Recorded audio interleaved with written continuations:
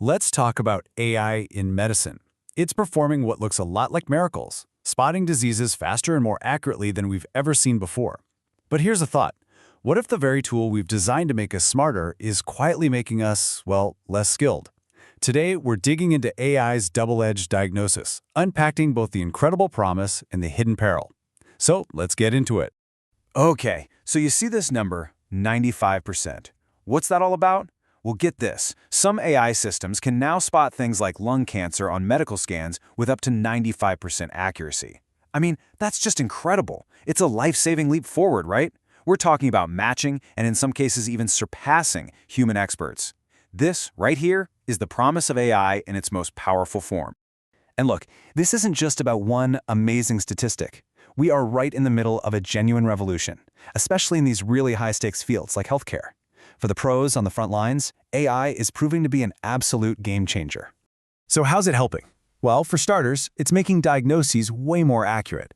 It's also taking over all those super repetitive tasks, which, frees up a ton of mental space for doctors and nurses. That lets them feel more confident in their big decisions. It even works as a great training tool. What we're seeing is this really cool partnership emerge, a kind of collaborative intelligence between the human and the machine.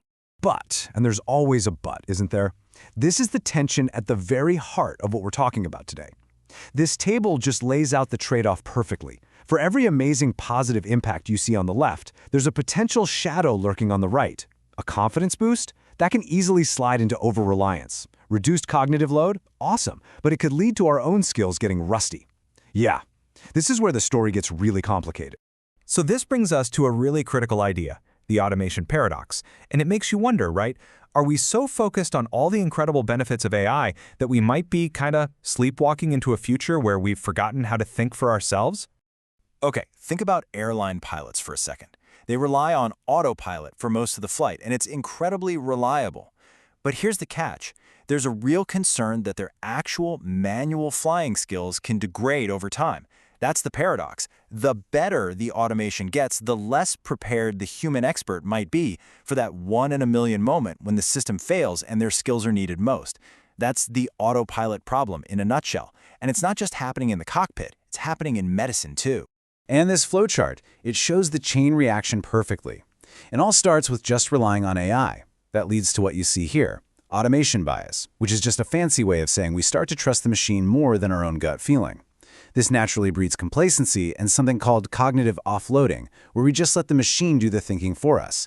And the end result? Well, our skills start to erode, we become less aware of the situation, and we kind of just disengage from the work. And there's a fantastic term for this phenomenon. Technological somnambulism. Somnambulism. It literally means sleepwalking. And that's exactly what it is. Uncritically adopting new technologies because we feel this urgent pressure not to be left behind. We adopt first and ask questions later, or sometimes not at all. So if that's the problem, what's the solution? Well, we don't have to just reject the technology. Instead, we can design a smarter partnership.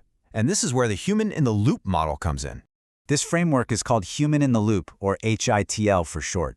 The crucial point is this. The AI does the heavy lifting, all the data analysis, the pattern recognition, but, and this is the most important part, the final call, the interpretation, the contextualization, that stays firmly in the hands of a human expert.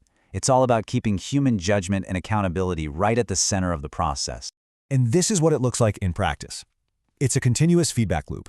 So if you follow the diagram, you can see the AI model makes predictions. Then a human expert steps in to correct and annotate it.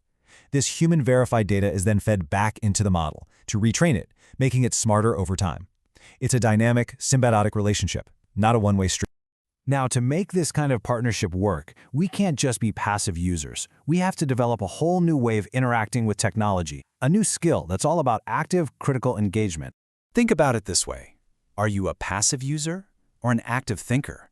The passive user just accepts whatever the AI says, viewing it as the ultimate authority, and that path leads straight to skill erosion. The active thinker, on the other hand, questions the AI, uses it to test ideas, and sees it as a collaborator. This path actually builds up your critical thinking skills. And the core skill for being an active thinker is something called prompt engineering. Now that might sound really technical, but honestly, it's just the art of asking good questions. It's a method for using AI not just to get answers, but to really engage in a process of inquiry, of testing, and of problem solving. And the process is a pretty simple iterative cycle. First, you formulate a clear question. Second, you craft a prompt to test it. Third, and this is the critical part, you analyze the AI's output, you don't just accept it. And finally, you refine your prompt and repeat the cycle. This loop is how you move from just using AI to truly thinking with it. So, if there's one big thing to take away from all this, it's a simple call to action. We need to cultivate a culture of questioning our tools, not just blindly using them. And hey, this isn't just for experts. As this quote says, this is a fundamental skill we all need to develop now. The simple act of asking, how do we know this is true? Well, that's our best defense against complacency and skill erosion. We have to challenge the output and build up a healthy skepticism. Which brings us to our final question for you to consider. When you interact with AI in any part of your life, is it a tool that you control, a crutch you can't function without, or is it a true partner, one that you challenge, collaborate with, and learn from? Because the answer to that question is going to define our future with this powerful technology.